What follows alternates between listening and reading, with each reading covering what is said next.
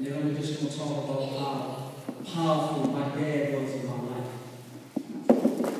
And I'm not giving any advice to anybody, but I just want to take my story and share some of the tidbits that my father showed me to help me be able to raise my children.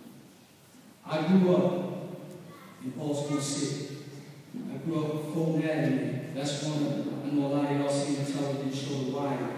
But that neighborhood that they showcased, that's where I grew up. I grew up in the 80s. I'm 42 years old. I'll be 42 on Friday. And I grew up in the 80s when I talk about crime and all that stuff that was occurring, it was prevalent and it was rough and it was tough. And it was hard to see past your environment. It was tough to see past it.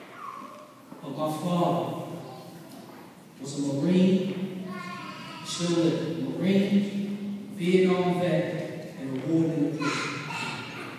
Father was big on discipline, big on respect, big on love, big on being fair. And one of the greatest attributes that my father showed me that I thank him so much is that he never tried to live through me. He understood he had his life, he made his mistakes, and it was his job to put me in a position that I don't make those same mistakes he made, and also put me in a position to see beyond my situation.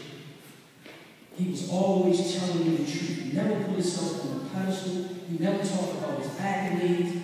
He just believed that I had to talk to my child and not act my child.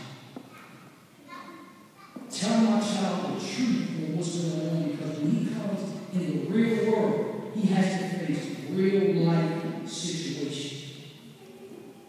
So growing up in that environment, I made a lot of mistakes. I got in a lot of trouble at times.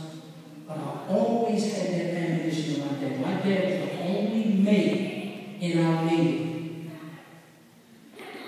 All the kids went to my dad, and he always dealt with them with open arms. I've been to 40 countries. I've been to almost every city in the United States.